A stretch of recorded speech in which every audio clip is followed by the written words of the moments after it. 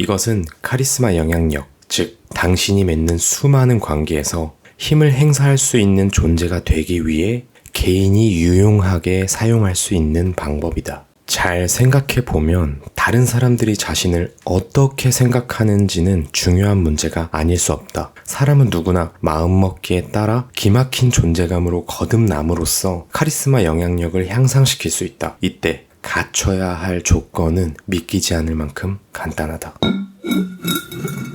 10분 안에 책 한 권. 안녕하세요, 장독대입니다. 여러분이 종교의 일원이든 일에 전념하는 기술자이든 컴퓨터 광이든 자기 분야에 몰두하는 전문가이든 업무 달성에 집중하는 관리자이든 그 어느 누구도 다른 사람과 관계를 맺지 않고는 살아가기 힘듭니다. 복도에서 상사를 만나든 고객과 대화를 나누든 회의에 참석하든 전화를 하든 팀으로 일하든 면접을 보든 타인과의 상호작용은 그 어떤 누구도 예외일 수 없는 삶의 전형적인 모습이에요. 다른 사람이 날 어떻게 생각하든 신경 쓰지 않아. 저도 이런 말을 했던 때가 있는 사람입니다. 행복에 있어 다른 사람의 시선을 고려한다는 게 큰 장애물 같아서 이런 말을 자주 했었죠. 하지만 다른 사람이 여러분을 어떻게 생각하느냐에 따라 여러분의 삶이 크게 변화하는 것이 현실입니다. 또한 여러분이 주위에 행사하는 영향력은 개인이 가질 수 있는 가장 큰 자산이라고 볼 수 있다고 저자 앤드류 린은 말했습니다. 그게 좋든 싫든 우리는 세상이라는 무대에 이미 서 있기 때문이에요. 흔히 카리스마라고 하면 강렬한 인상으로 첫눈에 사람들을 매료시키는 공격적 카리스마를 떠올립니다. 그중 부정적인 형태의 카리스마로는 대표적으로 히틀러가 떠오릅니다. 인류의 치명적인 결과를 안겨주었죠. 하지만 순수한 카리스마도 있습니다. 간디, 빌 클린턴, 오프라 윈프리, 마돈나, 모하마드 알리, 마더 테레사 등 대주교처럼 전설적인 인물들도 많이 있습니다. 우리는 저마다 다른 형태로 카리스마를 지니고 있다고 해요. 내가 소유한 카리스마가 분명히 있을 텐데도 카리스마라는 단어의 프레임에 갇혀 고정관념이 생기고 유명 인사, 강력한 리더, 명성을 떨치는 사람들만 머릿속에 떠올립니다. 어떤 측면으로는 카리스마는 보통 사람으로는 어찌할 도리가 없는 자질이기 때문에 뛰어난 인물에게만 존재하는 특성이라고 단정짓고 그래야 우리의 마음이 편해집니다. 그러나 이것은 사실이 아닙니다. 여러분도 타인에게 중대한 영향력을 미치는 존재입니다. 저서 기막힌 존재감이라는 책을 읽고 저는 순수한 카리스마 영향력을 키우기 위해 부단하게 노력하고 있습니다. 누구나 가질 수 있고 이미 가지고 있는 그 이야기를 짧게 전달할게요. 가장 먼저 우리는 자기 인식을 높여야 합니다. 자기 인식을 높이지 못한 사람을 앤드류 린은 포로라고 말했습니다. 포로는 세 가지의 유형이 있는데요. 첫 번째, 자기 연민의 포로. 내가 좀 더 예뻤으면, 내가 좀 더 잘생겼으면, 관리자면 뭐래, 아무도 내 말에 귀를 기울이지 않는 걸, 사람들이 나를 좋아하지 않아, 나는 설득력 있게 말하는 능력이 부족해, 내가 좋은 사람이라는 것을 왜 저 사람은 모를까. 이와 같이 이들은 비판적인 의견을 경청하는 것을 주저하거나 거부하면서 칭찬만을 받아들입니다. 다른 사람의 도전적인 의견을 견제하고 이를 매우 부당한 견해라고 생각합니다. 두 번째, 타인 책망의 포로. 다들 내 의견을 무시해. 회사가 내 가치를 몰라. 목소리가 크면 이기는 거야. 이전 직장은 최악이었어. 아무도 내게 방법을 알려주지 않았어. 그러기에는 내 직책이 너무 낮아. 타인을 책망하는 사람은 대부분 자신의 존재감을 높일 기회가 생겨도 잘 낚질 못합니다. 세 번째, 관망의 포로. 가만히 있으면 중간은 간다. 골치 아픈 일은 다른 사람에게 맡기자.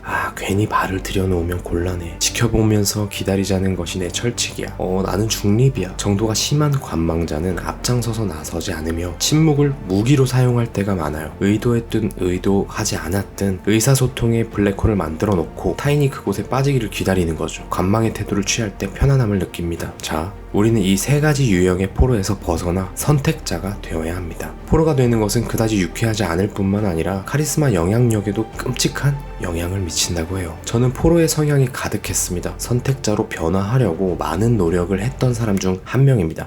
부끄러운 건 아닙니다. 누구나 포로가 될 수 있으니까요. 특히 누군가 나의 말에 귀 기울이지 않는다고 느껴본 경험이 있다면 나의 영향력을 탐색하고 선택자로 거듭나야 해요. 편하다고 관망하는 순간 우리는 영원한 포로로 살게 될 테니까요. 먼저 유창한 말솜씨가 있다면 여러모로 존재감을 키우는 데에 도움이 되겠지만 저는 그런 사람이 아니기 때문에 그럼에도 불구하고 나의 존재감을 키울 방법을 관찰하고 끊임없이 고민해봤습니다. 그 중에는 쉬운 방법도 있었습니다. 복잡한 주제를 최대한 단순하게 설명하기. 위대한 리더들은 잘 살펴보면 거의 예외 없이 단순화의 대가들임을 알 수 있었어요. 메시지를 빨리 전달하는 방법을 배우는 거죠. 복잡한 주제를 단순하게 설명하는 것은 아무나 할 수 없습니다. 어린아이 또는 노인께 내가 아는 사실을 그들의 눈높이에서 설명할 수 없다면 어쩌면 당신은 그것에 대해 잘 아는 게 아닐지도 모른다 라는 말을 옛 직장 상사에게 들은 기억이 있습니다. 설득하는 것, 의견을 제시하는 것 모두 이렇게 단순화할수록 훨씬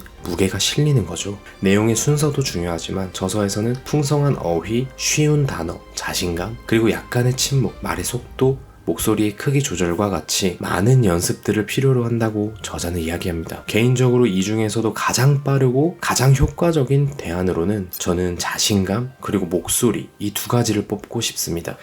나는 목소리가 별로인데. 맞습니다. 저도 마찬가지고요. 목소리는 타고나는 부분이 꽤 큽니다. 하지만 단련이 가능하며 신뢰를 얻는 데에는 정말 무서운 능력이 이 목소리입니다. 자신감을 먼저 가지세요. 자신감을 가지면 연습을 통해 습득할 수 있습니다. 이렇게 습득한 자신감은 목소리라는 역량을 이끌어내서 결과적으로 더욱 커다란 자신감을 불어넣게 됩니다. 자신감으로 인해 행동이 바뀌고 미묘한 신체 언어와 같은 행동에도 드러납니다. 이렇게 드러난 자신감을 보고 사람들은 여러분을 보고 이렇게 생각합니다. 편안한 사람이다. 유연한 사람이다. 자제력이 있는 사람이다. 의도가 명쾌한 사람이구나. 이처럼 얼마나 강한 카리스마 영향력을 갖출 수 있느냐는 항상 스스로의 선택에 달려있는 겁니다. 나의 태도는 타인을 거쳐 나에게 돌아옵니다. 그러니 나 자신을 매력적이고 지적인 중요한 사람이라 생각하세요. 여러분이 열정적이면 상대방 또한 열정적으로 바뀔 거고 상대방에 대한 여러분의 기대가 그들의 실제 행동에 영향을 미치게 될 겁니다. 마치 그런 것처럼 행동하면 그렇게 되는 겁니다. 앞서 목소리를 무서운 능력이라 말했는데요. 그 이유를 좀 설명드릴게요. 자, A라는 사람이 있습니다. 굉장히 이상적인 외모를 가진 사람이에요. 예를 들면 차은우 굉장히 잘생겼습니다. 사람들은 이 사람을 잘생긴 남자라고 생각합니다. 신뢰 그 이상의 매력을 느낄 수 있어요. 하지만 B라는 사람은 외모가 준수하지는 않습니다. 그냥 평범?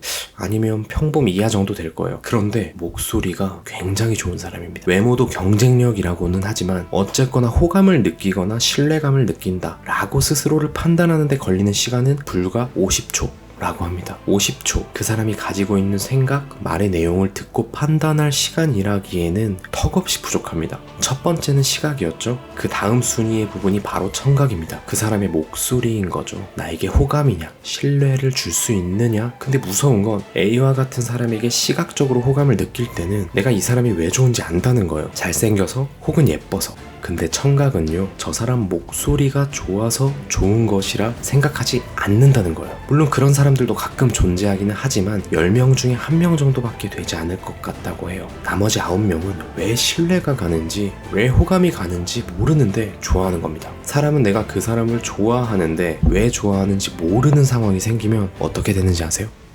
그럼 사람은 그때 이유를 만들어냅니다. 진실은 목소리가 좋은 것인데 그 진실을 모르겠으니 이유를 만드는 거예요. 저 사람 아주 똑똑한 것 같아. 저 사람 사람이 참 좋아. 저 사람 인상이 좋아. 이렇게 말을 한다는 거죠. 그리고 시각적으로 완벽하게 아는 것보다 내가 청각적으로 저 사람에게 매력을 느껴서 이유를 만든 경우에는 충성도가 더 깊어진다는 말을 한석준 아나운서도 말한 바 있습니다. 지금 내가 위대하지 않더라도 나의 작은 매력으로 경쟁력을 갖춰야 합니다. 신뢰는 곧 존재감입니다. 하지만 신뢰에는 공식이 없습니다. 실제로 신뢰성은 강력한 카리스마 영향력을 뒷받침하고 특히 사람을 다루거나 이끌 때 중요하다는 사실이 입증되었습니다. 하지만 스스로 입증하는 방법은 없습니다. 여러분에게 신뢰성이 있는지를 결정하는 것은 타인의 몫인 거죠. 릴리 토말린의 말로 오늘의 영상 마치겠습니다. 나는 언제나 대단한 인물이 되기를 바랬다. 하지만 그보다 좀 더 구체적으로 생각했어야 했다는 사실을 지금에서야 깨닫는다.